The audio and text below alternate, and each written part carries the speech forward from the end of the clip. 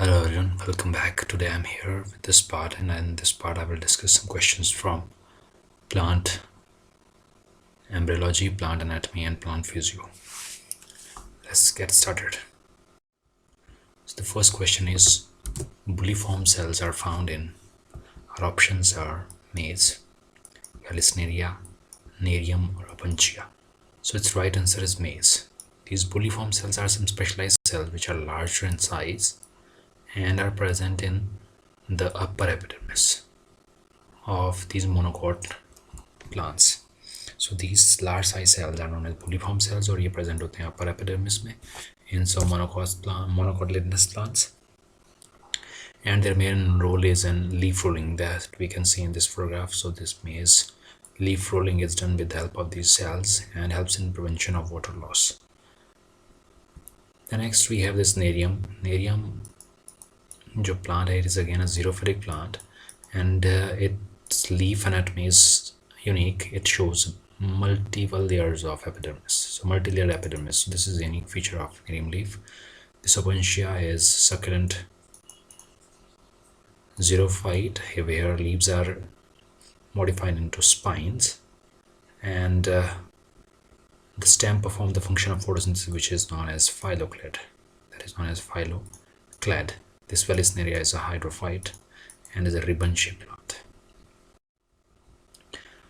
The next question is, multi-layered epidermis occurs in, our options are ficus leaf, Nerium leaves, Cycas leaflet, or both A and B. So I have already discussed this question. So the multi-layered epidermis is found in Nerium leaves.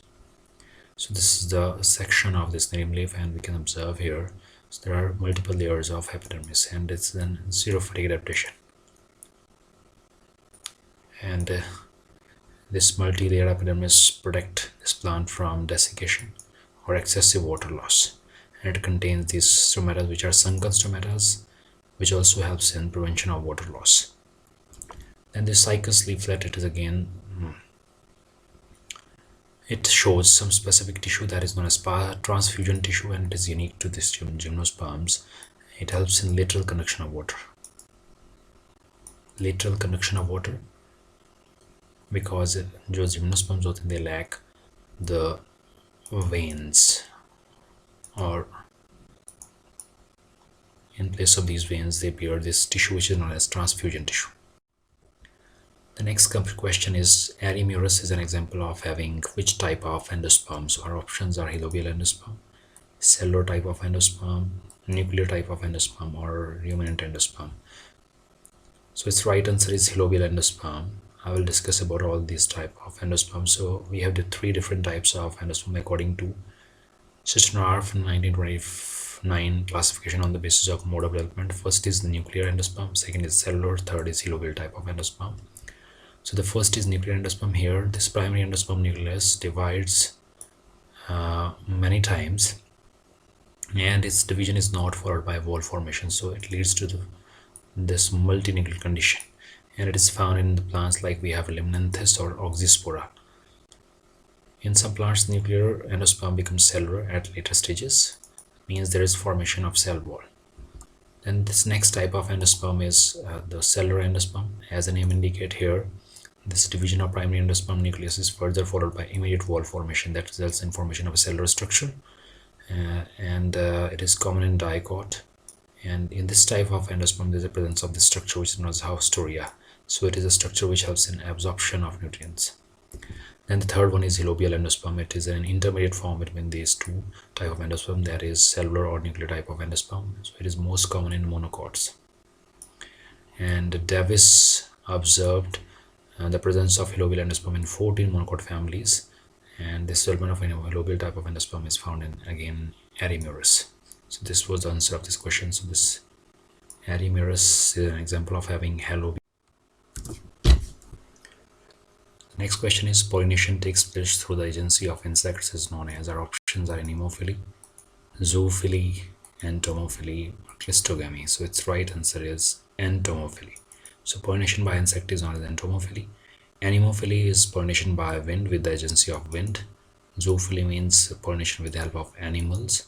And clistogamy, these are the flowers which are closed flowers, and here cell pollination occurs. जो flowers enclosed होते हैं, and these flowers are known as clistogamous flowers. So pollination is the act of transfer of pollen grain from the anthers of one plant to the stigmatic surface of another flower of the same plant or of the different plant of same species. So this process is known as pollination. So this transfer requires various agents for transfer of pollen grains, which may be abiotic agents or biotic agents. Abiotic agents include air and water, while biotic agents include various insects, animals. So pollination is basically of two types. One is self-pollination, that is called autogamy. Then we have cross-pollination, that is also known as xenogamy or allogamy. For cross-pollination, it requires different agencies like abiotic agencies, which include wind and water. So for these we use the term anemophily for wind pollinating flowers and hydrophily for water pollinating flowers.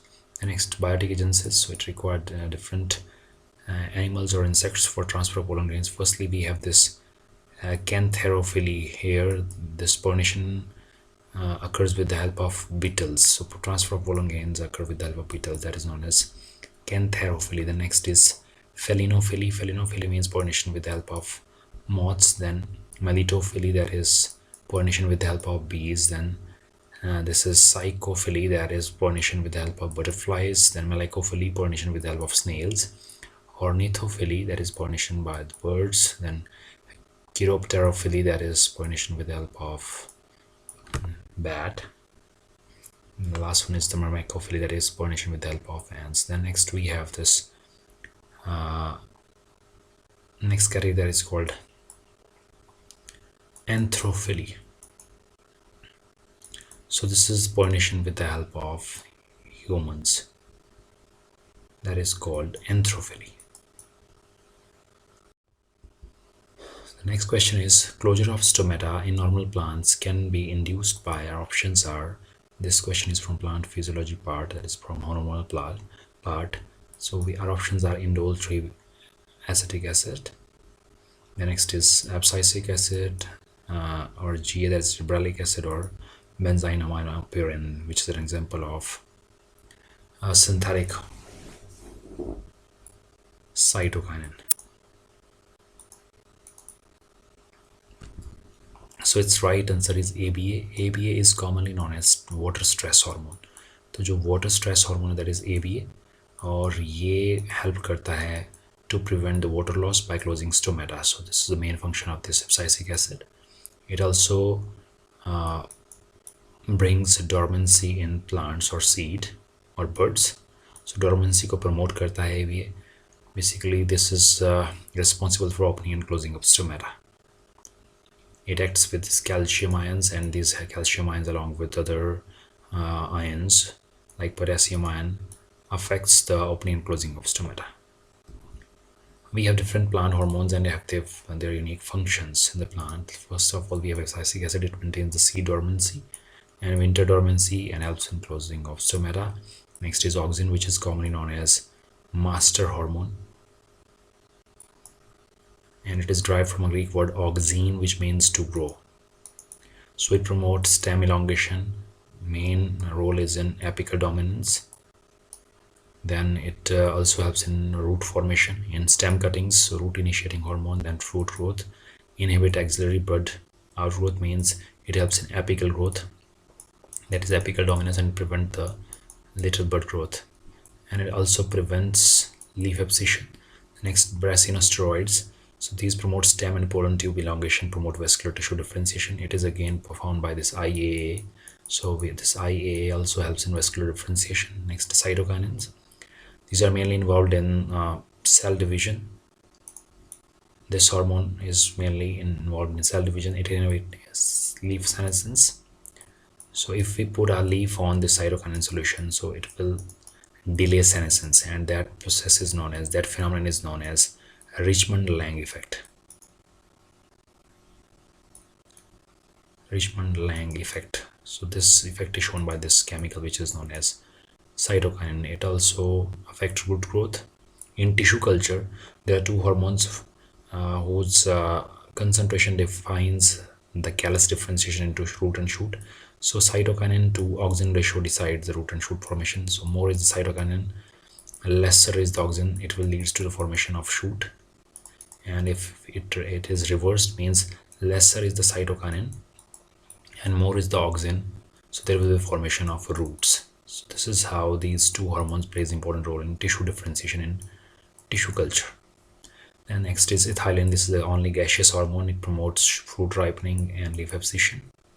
It inhibits stem elongation and gravitopism. In addition to this, the unique feature of this ethylene, it shows triple response.